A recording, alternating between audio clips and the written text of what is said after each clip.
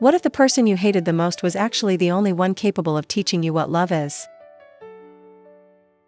Hi, I'm Yuna, and I welcome you to Happiness of Love. Get ready for an exciting story that will leave you amazed. Enjoy the video, and may God bless you and your entire family. Have an amazing day. Blake tightened her scarf around her neck, feeling the icy morning wind whip her skin as she walked out of the NGO building. The sky was still gray and cloudy, and the smell of fresh coffee coming from the cart on the corner mixed with the aroma of freshly baked bread from the bakery across the street. She smiled as she saw the refugee children playing in the small makeshift courtyard next to the building, their innocent laughter piercing the cold air as a reminder that despite everything, there was still hope. Her heart always felt tight thinking about the stories each of them carried, the invisible scars that wars and persecution had left, but that was exactly why she was there.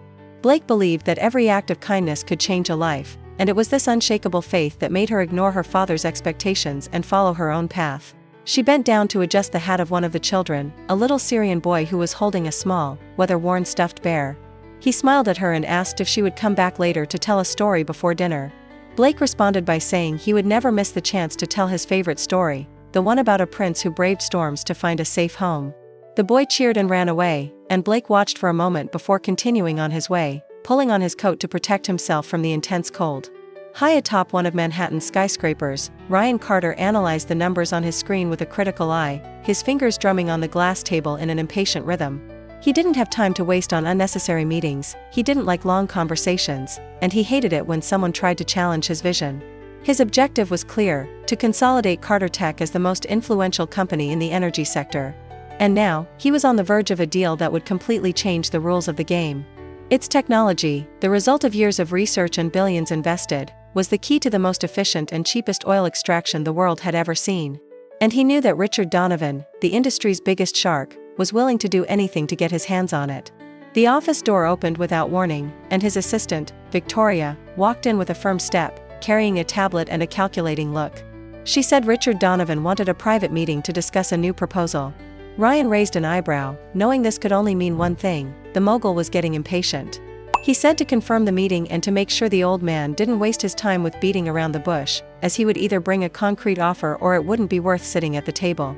Victoria nodded and left, and Ryan turned his attention to the graphics on the screen, already wondering what Donovan's next move would be.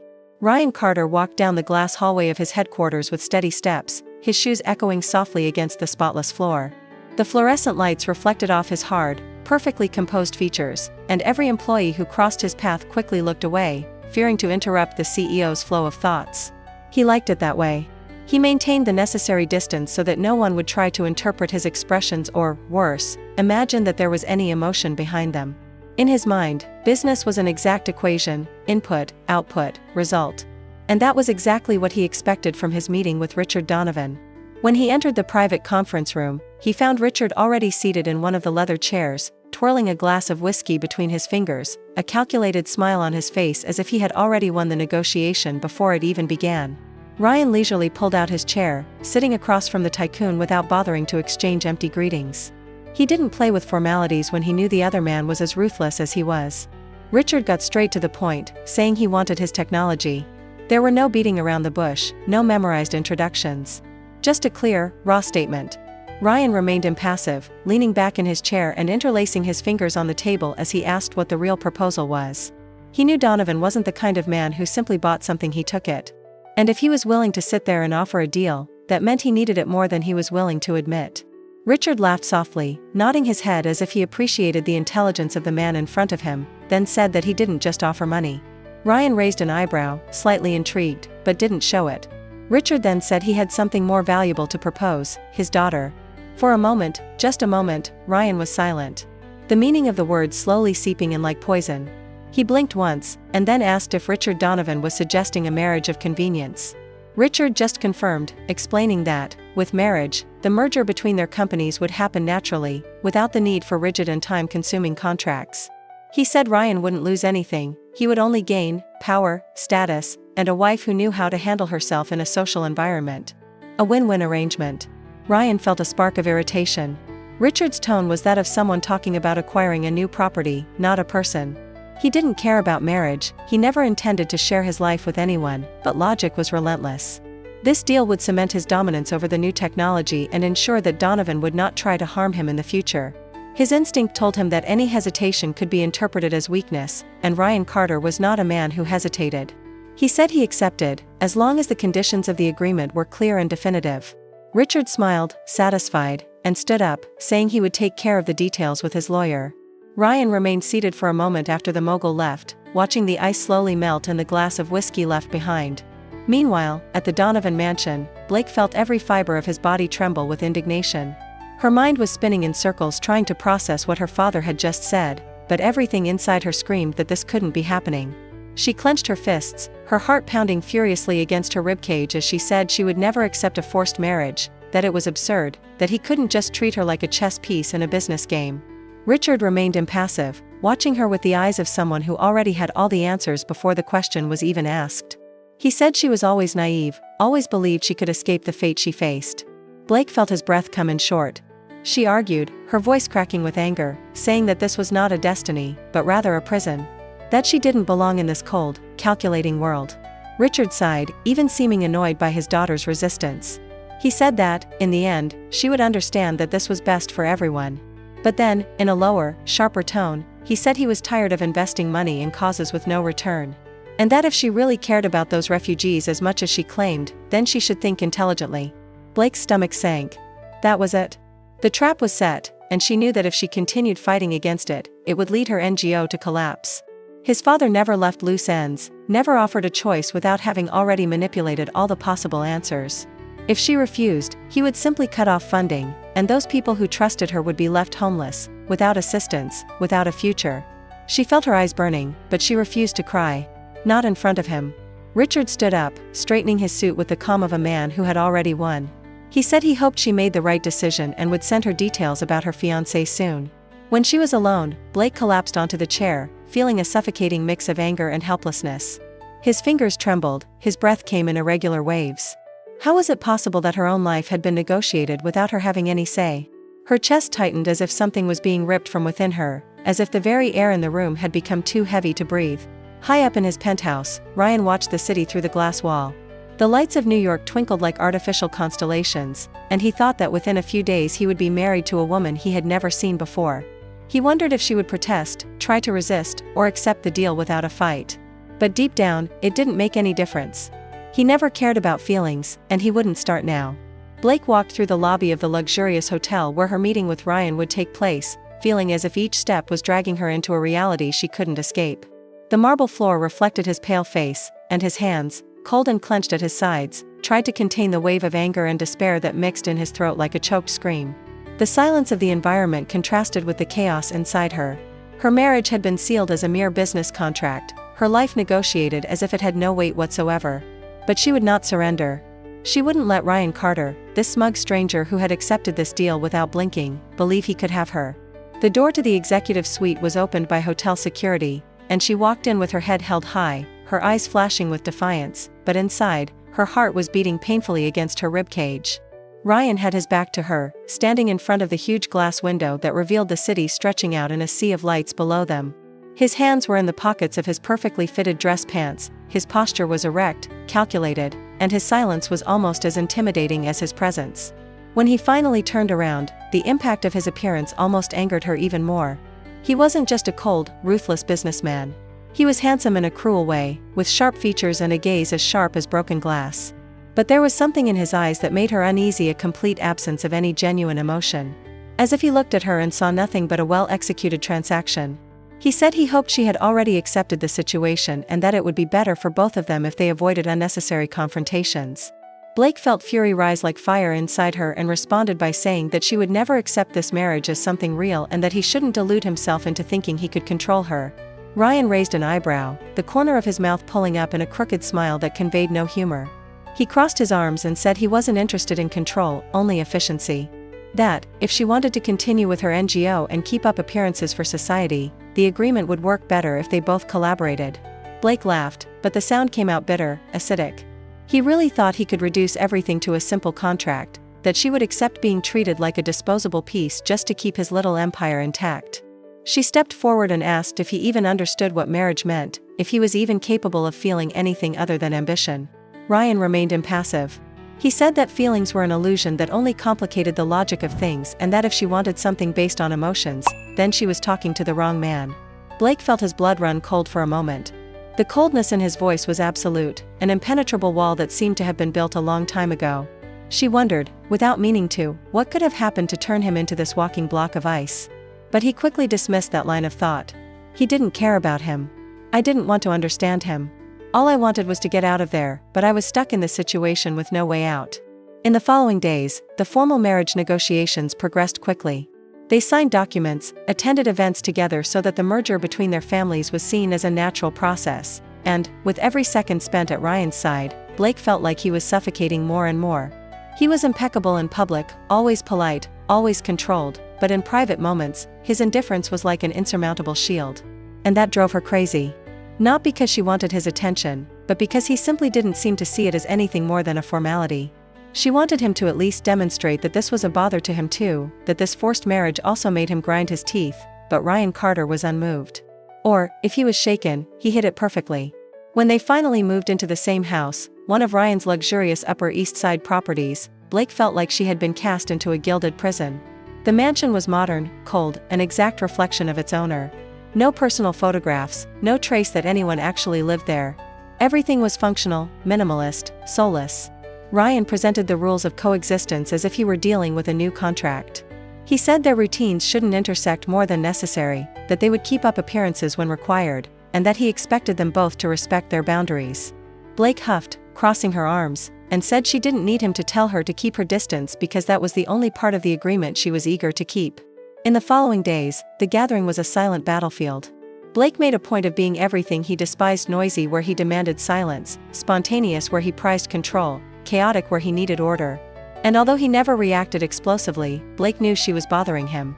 He saw it in the small details, in the way his jaw clenched when she purposely left her things scattered around the house, in the way he clenched his fists when she sang through the kitchen just to break the meticulous silence he maintained. She wanted to cause a crack in that ice armor. I wanted to see him give in, even if just for a second. But Ryan Carter wouldn't budge. He just watched, like a patient predator waiting for his prey to wear out first. Until one night, after a corporate event where they had to pretend to be the perfect couple, Blake arrived home exhausted, furious, feeling like she was swallowing fire. He threw his shoes down the hall and went to the kitchen, opening the refrigerator with force, grabbing a bottle of wine without even bothering to get a glass. Ryan appeared at the kitchen entrance, watching her with his unreadable gaze. He said if she wanted to freak out, she should at least wait until the tabloid cameras were no longer on them. Blake laughed, a laugh filled with exhaustion and anger, and turned to face him. She asked how he could live like this, without feeling anything, without caring about anything, without allowing anything to touch him. How could someone be so empty? Ryan narrowed his eyes, and for the first time, something sparkled in them. Something Blake couldn't immediately identify, but it made his breath hitch for a second. He approached, without rushing, without losing control, and then said that her problem was thinking that everyone in the world needed to be like her. That feeling was not a necessity for everyone. Blake felt his entire body tense. The closeness between the two made her heart skip a beat for an instant, but she refused to take a step back. He said that if he really believed that, then he was nothing more than a dead man living inside a functional body. For a second, a single second, she thought she saw a flash of something in his eyes, something that looked like anger, or maybe something else. But then he just let out a low sigh and walked away, as if the moment had never existed. He said that if she was so worried about his lack of feelings, maybe she should start worrying less about him and more about her own situation. Blake clenched her fists, feeling like she wanted to scream, but she knew he would never react. He would always have the last word because he simply refused to feel anything. And perhaps that was the thing that irritated her most about him. The night was cold, colder than normal for autumn in New York. The piercing wind passed through the city streets, whipping the windows of the mansion where Blake felt increasingly suffocated. It was a constant feeling, as if the walls were tightening around him, as if the air inside that house was always denser, heavier, filled with an overwhelming silence that came from Ryan Carter and his spectral presence. He was there, but at the same time he wasn't. Her husband, if you could call him that, was an impenetrable fortress, someone who never seemed to be touched by anything, who never reacted, never let himself be affected. Since moving into that house, Blake had tried to convince herself that this was only temporary, that she could keep her life separate from his, that she would continue going to the NGO and doing her work without letting Ryan's shadow consume her. But the truth was, he was everywhere. His name, his power, his influence. Even at the NGO, where donors and partners began to treat her differently, with more deference, more caution, as if she had become a reflection of Ryan's coldness and pragmatism. And that bothered her more than she wanted to admit. That night, she returned home exhausted. The day had been chaotic at the NGO. One of the refugee families under its assistance was facing a desperate crisis, a mother and 2 young children who would be deported due to a bureaucratic error. Blake had spent the entire day trying to resolve the situation, calling lawyers, pressing contacts, doing everything to prevent a life from being destroyed by a piece of paper. But nothing seemed enough. She felt helpless, frustrated, and when she entered the silent, cold house, something inside her simply broke. He dropped his shoes in the middle of the hall, ignored the lights on in Ryan's office upstairs and went straight to the kitchen. He opened the refrigerator without thinking, took out a bottle of wine and poured himself a full glass, drinking it in one gulp. I felt the lump in my throat growing, the pressure in my chest increasing. And that was when she heard his voice, calm, controlled, but with that tone of constant judgment that made her blood boil. He said he didn't know she drank so much when she was angry. Blake closed her eyes for a second before turning around. Ryan was leaning against the kitchen door, arms crossed, watching her as if he were analyzing a defective part.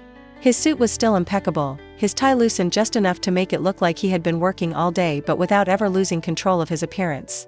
She snorted and said that he didn't know anything about her and that, honestly, she would prefer it to stay that way. Ryan didn't respond immediately. He just stood there, watching her, and that bothered her more than if he had said something sarcastic or cruel. He seemed to be studying her, trying to understand. And that irritated her. He asked what had happened. Blake felt his stomach churn with anger. How could he ask that as if he cared? As if you have the right to know? She responded with sarcasm, saying that maybe he didn't understand because, for him, people were just numbers and contracts, but that out there, in real life, there were people who really suffered, who lost everything, who had nothing but their hope. And sometimes, not even that was left. Ryan continued to look at her, but something in his gaze changed. For an instant, just a brief moment, Blake saw something he didn't recognize. It wasn't anger, or frustration, or boredom. It was something deeper, something he quickly suppressed before she could identify it. He said if the problem was money, he could solve it. Blake laughed, but the sound came out shaky, tired. She said money couldn't solve everything. That he thought he could buy anything, anyone, but that there were things that were beyond his understanding. That he didn't understand what it was like to fight for something that couldn't be acquired with a signed check. Ryan was silent for a moment. Then he said she was wrong. Blake felt a shiver run up his spine. There was something about the way he said it, something that seemed carried with an invisible weight, as if there was so much more beneath those words than he was willing to share. But before I could ask, he walked away, ending the conversation as if it had never started. In the days that followed, Blake noticed things he hadn't noticed before. Small details, almost imperceptible gestures, but they were there. Like the fact that somehow the deportation of the family she was trying to help was suspended indefinitely, something that could only have been resolved by someone with power she didn't have. Or how, at a gala event, Ryan discreetly pulled her out of a conversation with unpleasant investors before she lost her temper. Or how, one night, when she fell asleep on the library sofa with documents spread around her, she woke up at dawn and found a blanket over her. She didn't want to see that. I didn't want to believe there was anything other than coldness. But something in her began to hesitate. And Ryan, in turn, began to feel uncomfortable with her presence more than he would have liked. Blake was intense, emotional, unpredictable, everything he avoided. But there was something about her that pulled him into dangerous territory, a place he didn't want to be.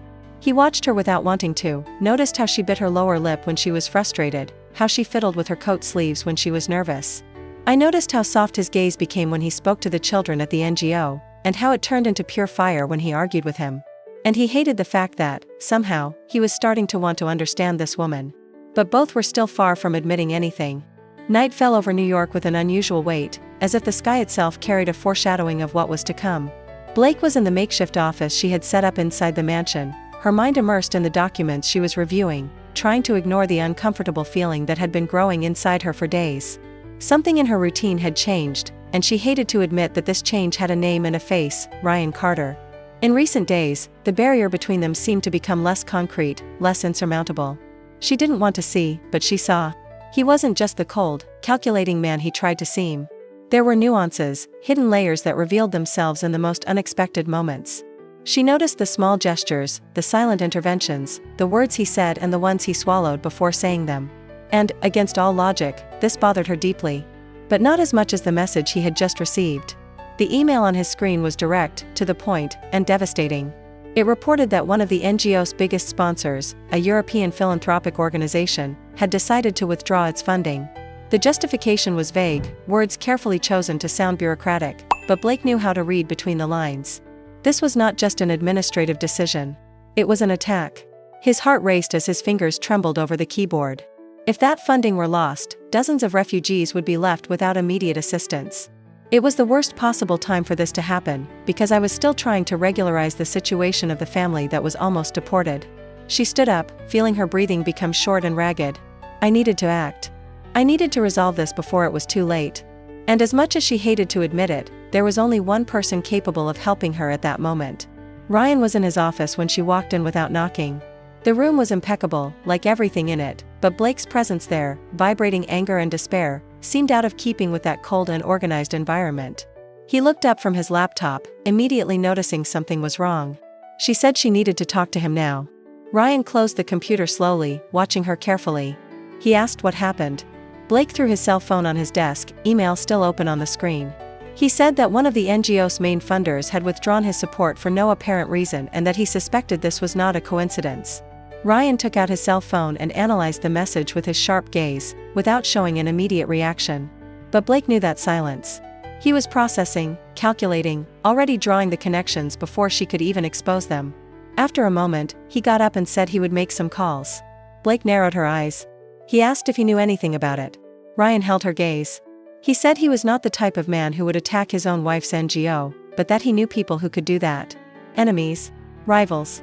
People who wouldn't hesitate to use any means to reach him. Blake's stomach sank. So that was it. She had been hit because she was linked to him. Ryan picked up the phone, quickly dialed, and without hesitation demanded answers. His voice was sharp, carrying an authority Blake had rarely heard. He was speaking to someone on the other end of the line in a low, threatening tone, and for a moment, she saw the real CEO there, the man who ran an empire without ever allowing anyone to challenge him. When he hung up, he looked at her with what looked like, for a brief moment, a flash of frustration. Said she was right. That the NGO was used as a target to reach him. Blake felt a wave of fury rise in his chest. He asked if he knew who was behind it. Ryan ran a hand over his face, the first real sign of exasperation he'd shown in a long time. I said yes. Blake crossed his arms, waiting. Then he uttered a name. And Blake's world stopped. The name echoed inside her like a buried memory, a memory she always tried to avoid. His body went rigid, and Ryan realized it instantly. He asked if she knew that person. Blake hesitated. And then, for the first time, she saw something different in his eyes. It wasn't coldness, nor arrogance. It was curiosity. Genuine interest. As if, suddenly, she had become a mystery that he needed to solve. She swallowed hard, looking away. He said he didn't want to talk about it. Ryan didn't like vague answers. He said this wasn't just about her anymore. That someone was playing a dangerous game, and that, like it or not, they were on the same board now. Blake clenched her fists, feeling the weight of that truth crush her. And for the first time since the beginning of that forced marriage, she felt something different about Ryan. Something that wasn't just anger or contempt. It was fear. Not his. But what that forced connection was starting to become. Ryan watched the city from his penthouse, the pulsing lights of New York reflecting off the glass like an artificial constellation. His mind was in chaos, but his face remained impassive. He didn't have the luxury of showing uncertainty. Not when the enemy had already made his move. Not when Blake was involved in this in a way he didn't yet fully understand. The memory of her expression when she said the name of the person responsible for the attack on the NGO was still etched in her memory. The way her body tensed, the way her gaze faltered for a moment before she forced herself to maintain her composure. She knew this person. And, worse, he seemed afraid of her. Ryan hated not having all the pieces on the board in his hands. I hated not knowing exactly what I was facing. He had dealt with rivals, ruthless competitors, betrayals within his company's own board. But nothing had prepared him for the complexity Blake Donovan brought to his life. She wasn't just a temporary obstacle, she wasn't just a name on the contract he'd signed to solidify his empire. She was an enigma that began to corrode his certainties, a presence that invaded his thoughts in an irritatingly persistent way. The sound of the front door opening interrupted his flow of thoughts. He slowly turned around, finding Blake standing there, her breathing slightly quickened, as if she had run there without realizing it. His eyes were dark, but there was a determination in them that Ryan recognized all too well. She had made a decision. She said she wanted to know exactly what he intended to do about what he had discovered. Ryan crossed his arms, studying her in silence before replying that he had already started his investigations. He said he would not allow an attack against him to extend to her or the NGO, that he would deal with it the way he always dealt with threats. Blake took a step forward, narrowing his eyes, wondering if this meant he would simply crush the person responsible without caring about the consequences. Ryan smirked, a cold smile, and asked if she really expected anything else from him. Blake took a deep breath, crossing his arms, and said that he knew he was capable of destroying anyone who challenged him, but that there were things that couldn't be solved with money and power alone. He said this person was not only trying to harm his company, but her. And if he really wanted to resolve this, he needed to understand that there was something bigger at stake. Ryan felt frustration building inside him. He hated beating around the bush. He hated it when people tried to hide crucial information from him. He stepped forward, his voice low and controlled, asking why she reacted the way she did when she heard the name. She asked what that man meant to her. Blake looked away, her lips pressed into a tense line, as if she were fighting something inside her. Then she said it was someone from her past. Someone who should be buried with everything she tried to leave behind. Ryan didn't like the answer. He didn't like gaps of mysteries that he couldn't unravel on his own. But something in the look in her eyes, in the way her rigid posture seemed to be holding an invisible weight, made him realize that forcing her wouldn't bring answers now. She said that no matter what had happened between her and this man, he would not let it interfere with her life again. He said he would protect the NGO, that he would ensure that no one dared touch what belonged to him. And for the first time, Blake didn't know how to react. She didn't want to need his protection. She didn't want Ryan Carter to become someone she placed any expectations on. But, against all logic, she felt that for the first time someone was willing to fight for her without asking for anything in return. And that scared her more than any external threat. The following days were filled with a different tension. Blake tried to convince herself that her life could go on normally, that the threat to the NGO was just another obstacle that she would face and overcome alone. But now, there was Ryan. He was always close by, always watching, always one step ahead, taking silent steps to ensure she was protected. And Blake began to notice nuances in him that he had previously ignored. You noticed how he seemed to read situations before they even happened, how he always remained calm even when everyone around him lost control. But what bothered her most was the way he looked at her, as if he saw beyond the facade she tried so hard to maintain. Ryan, in turn, began to notice something he didn't want to admit. Blake affected him. She destabilized his impeccable logic, asked questions that irritated him because they demanded answers he didn't know how to give. He found himself thinking about her at random moments of the day, analyzing her words, her gestures, trying to understand why she seemed different from everyone he had dealt with before. And what frustrated him most was that, even though he knew it was dangerous, he couldn't move away. The spark between them became evident at a charity event organized by the NGO. Blake wore an elegant dress, but her posture was rigid, her expression controlled, and Ryan knew she was uncomfortable. The room was full of investors, journalists, people who watched her every move as if they were waiting for her to make a mistake. Ryan hated that kind of environment as much as she did, but he knew how to play the game. He stayed close, not just because he was part of the perfect wedding act, but because, in some way, he felt the need to protect her. At one point during the night, while Blake was talking to one of the investors, Ryan noticed the arrival of a man he didn't recognize. He watched from afar, noticing how Blake's body went rigid the instant he realized his presence. Her lips parted slightly, her eyes widening for a brief second before she regained control. But Ryan saw it. He saw the fear, the shadow that crossed her gaze before she forced a polite smile and took an involuntary step back. Ryan didn't need anything else. He didn't need Blake to tell him who that man was. I knew it was him. Without hesitation, he crossed the room and stood next to her, his presence dominating the space. Blake turned to him with an expression that mixed relief and dread, as if she knew something was about to happen. The man in front of her smiled, but it was a hollow smile, one that Ryan recognized well. A smile of someone who felt in control of the situation. Ryan reached out his hand to shake, but his grip was too firm, intentionally threatening. He asked her name, even though she already knew it. The man responded, his voice filled with an arrogance that made Ryan's blood boil. He said it was a pleasure to finally meet him, that he had heard so much about him. Ryan kept his expression neutral, but inside, something changed. For the first time, he didn't see that threat as just another problem to be solved. It was personal. Because it involved Blake. And because, for the first time in a long time, he wanted to destroy someone not for business or power, but for instinct. For something that I didn't fully understand, but that I was strong enough to not ignore. Blake looked at Ryan, and in that moment, he realized something had changed.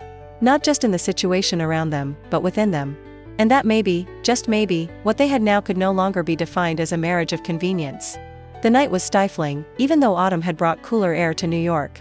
Ryan's mansion, normally a haven of absolute silence, seemed to vibrate with a dark energy, as if something invisible was lurking in the corners of the glass walls. Blake paced back and forth in his makeshift office, his trembling fingers clutching his cell phone against his palm as his thoughts raced chaotically. She felt like she was on the edge of a cliff, about to fall without knowing what was at the bottom. Since the night of the event, since the past she had tried to forget had appeared before her in the flesh, her mind had found no rest. Ryan had noticed. He always noticed. His sharp gaze registered every minute detail of the tension in her body, the way her heart almost jumped out of her throat. But he hadn't asked anything. Yet. The problem was, Blake knew the silence wouldn't last long. Ryan was not a man who accepted not knowing. He hunted for answers like a tireless predator, and now, she was at the center of his investigation. And, worse, the feeling that grew inside her, like a heavy shadow, didn't just come from the external threat, but from the absurd confusion that Ryan was causing inside her. She hated it. She hated how he had started to take up space inside her, how he had sneakily infiltrated her thoughts. I hated that I was starting to wait for something in him that I knew would never come. The sound of firm footsteps echoed through the hallway and, before Blake could even prepare his mask of indifference, Ryan appeared in the doorway, his blue eyes sharp as blades. He didn't ask permission to enter, because Ryan Carter wasn't asking permission for anything. She just crossed the room and stood in front of her, with that overwhelming silence that made her want to scream. He said he had discovered everything. Blake felt his stomach sink. Ryan threw a thick envelope on the table, and Blake knew that there were the answers he had been looking for. Her name, the name of the man who threatened her, documents, records, connections that she had spent years trying to erase. She swallowed hard and asked how far he had gone. Ryan leaned forward slightly, his eyes fixed on her, and replied that there was no limit to where he would go when something interested him. Blake took the envelope and began leafing through the documents, her heart racing with each line. And then, in the middle of the pages, he saw something that made his blood run cold. A contract. But not just any contract. A document dated months before their wedding, signed by Richard Donovan himself. The bold words seemed to dance before his eyes. Not only had his father traded his life to get the deal with Ryan, but he had done something even worse. Not only had he offered his daughter's hand in exchange for the technology, but he had also guaranteed that Ryan would never try to break up the marriage without absurdly high financial consequences. He had created a trap, a golden cage, and she was the trophy locked inside it. Blake felt her chest tighten, her eyes burning, as she gripped the papers tightly. She looked at Ryan, looking for some explanation, some denial, anything that would make this less cruel than it seemed. But he just watched her, motionless, his fists clenched at his sides, as if he were waiting for the explosion. She asked, her voice low and sharp, if he had known this all along. Ryan finally moved, running his hand across the back of his neck, his shoulders tense. I said no. That, yes, he knew that marriage was a transaction, but that he had no idea of the clause that bound him to her like that. That Donovan had deceived him, manipulated him, as he did with everyone around him. Blake felt his breathing hitch. Anger rose like fire in his throat. She asked if that changed anything for him.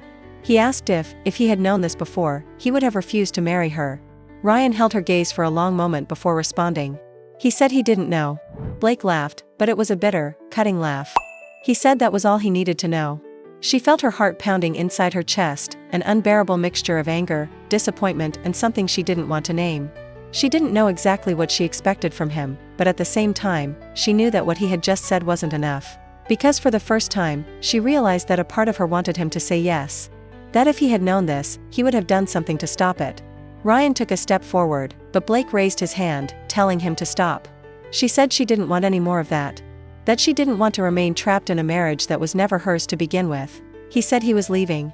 Ryan stood still for a moment. Blake waited for him to say something. Anything.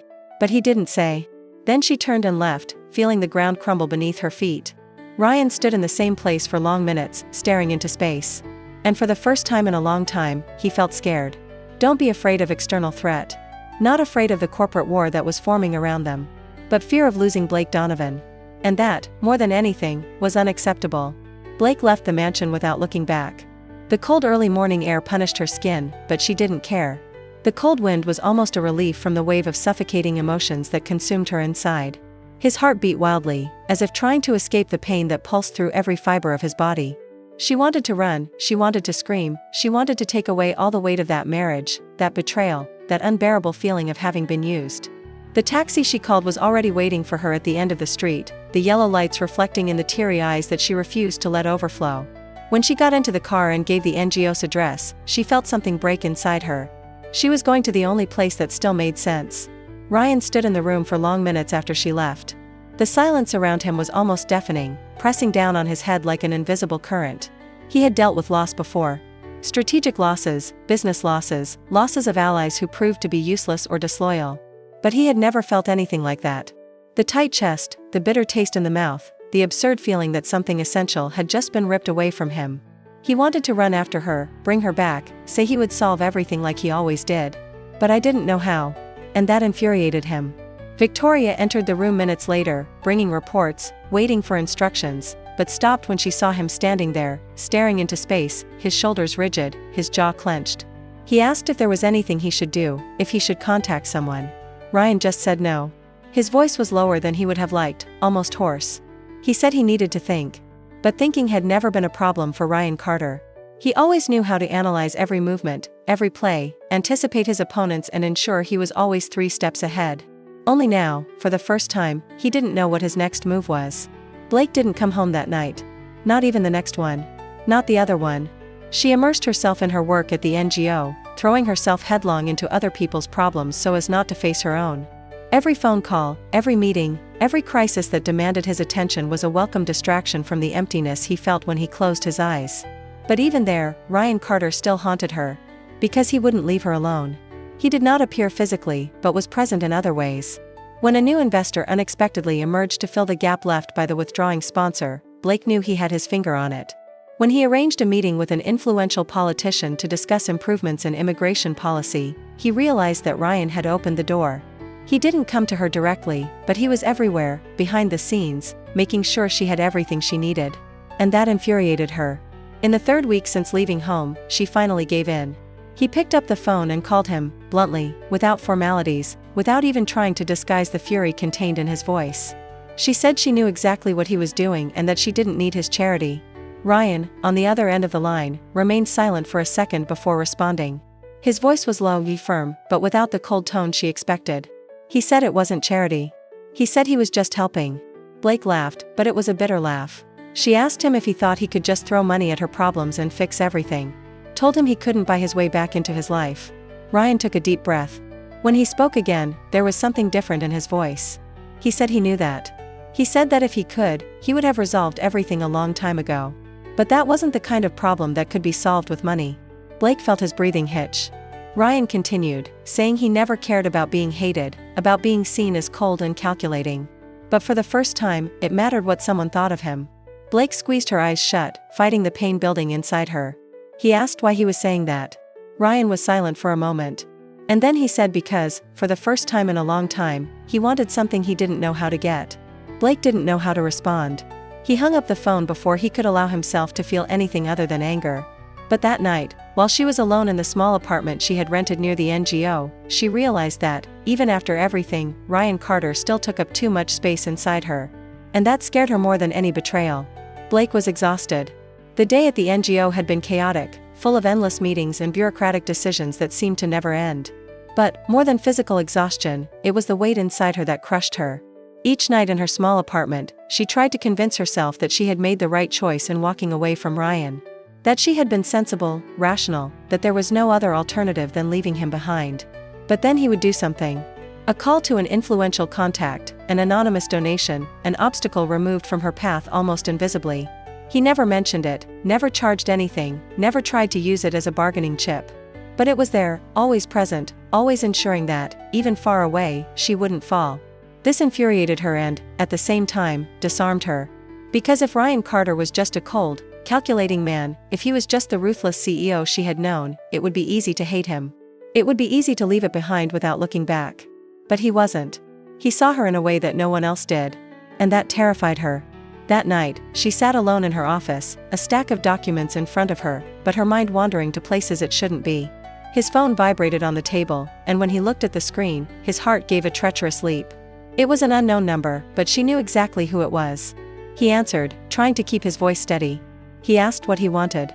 Ryan was silent for a moment before responding. He said he needed her to go somewhere. Blake frowned, wondering why. He said to just trust him. Blake let out an irritated sigh, but, against all common sense, grabbed his coat and left. When she reached the address he had sent her, her chest tightened. It was an old building, a community center that she knew well. Or rather, a place that he had tried to save countless times, but was doomed to be demolished. She got out of the taxi and entered, feeling her heart pounding.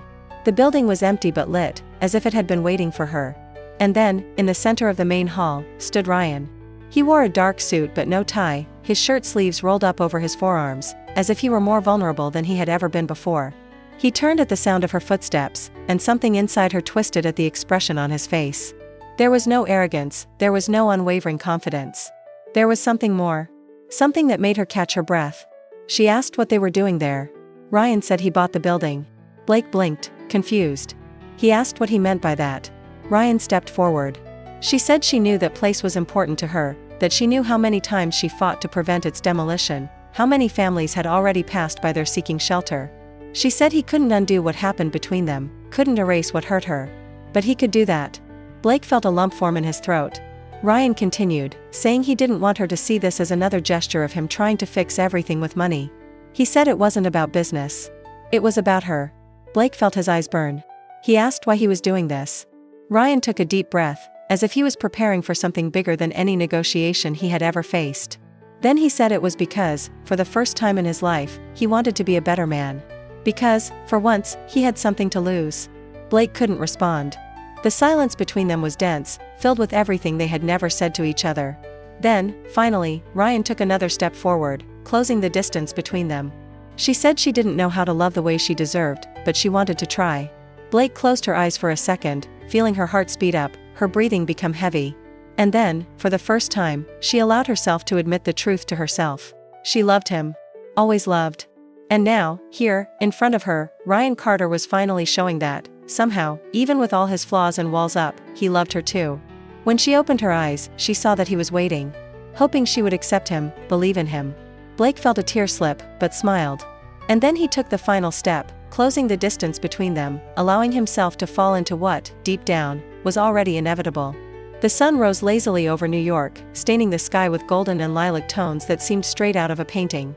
The city was waking up, the first sounds of urban life mixing with the fresh morning air, and Blake watched it all from the balcony of his new home. Ryan's mansion was still the same, imposing, sophisticated, too cold for his taste, but now there was something different inside. There was fresh coffee in the kitchen, books scattered around the living room, a blanket left haphazardly on the sofa because, the night before, she had fallen asleep there, and Ryan, without saying anything, had covered her before going up to the bedroom. Little things. Details that previously seemed insignificant, but now had weight. She hugged the cup of hot coffee between her hands, feeling the morning breeze touch her skin, and thought about everything that had happened in the last few months. How, absurdly and unexpectedly, she had fallen in love with the man she once hated. Not because he had changed completely, but because, little by little, he had allowed her to see what was behind the barriers she had erected throughout her life. He heard slow footsteps behind him and smiled before he even turned around. Ryan approached, still barefoot, his shirt open to the top few buttons, his hair a little messy from sleep. To anyone else, he still looked like the ruthless CEO who dominated the market with a single glance, but to Blake, he was just Ryan. The man who, every morning, met her on the balcony, even though he didn't like waking up early, because he knew she enjoyed that moment. He said she was up too early. Blake laughed, leaning against the railing. He said he did too. Ryan took the cup from her hand without asking permission, took a sip and made a face because he hated sweet coffee. She rolled her eyes and said that if he wanted bitter coffee, he should make his own. He just smiled and took another sip, indifferently. And then they stood there, without needing to say anything. Blake looked at him and felt a wave of heat take over her chest. She thought about how that man had already made her cry, scream, want to run as far away as possible. And now, all I wanted was to stay. He asked what she was thinking. Blake took a deep breath, her heart racing, and said she never imagined it would end like this. Ryan tilted his head, studying her with those intense eyes. He asked if that was good or bad. She smiled, feeling her eyes burning, and replied that it was perfect. Ryan was silent for a moment, then set the cup aside and pulled her closer. He said he thought he would never understand love, but that somehow she had made it inevitable for him. Blake felt a lump in his throat. And then he kissed her. It was a slow kiss, full of everything they went through to get there, full of everything they still had to live for. And for the first time since it all began, Blake felt like he was exactly where he was supposed to be. Days later, when they arrived at the opening of the new community center, Blake saw the excitement in the eyes of the families who would benefit, he saw the sparkle in the eyes of the children who would finally have a safe place to stay. Ryan was by her side, discreet as always, without needing to say that it was for her, because they both knew. When he took her hand and intertwined his fingers with hers, Blake realized something. She had changed him. But in the end, he had changed her too. And maybe that was true love. Ryan looked at her and asked if she was happy. Blake smiled, feeling her heart overflow. And he replied that he had never been so happy in his entire life.